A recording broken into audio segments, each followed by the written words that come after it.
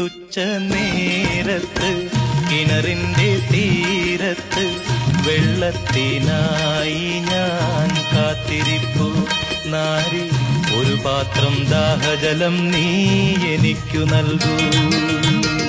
അയ്യയ്യോ നീയൊരു യൂതൻ, ഞാൻ ഇന്നൊരു ശമരായെത്തി.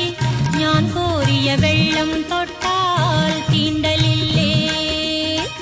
ഞാൻ കോരിയ വെള്ളം തൊട്ടാൽ തീണ്ടലില്ലേ?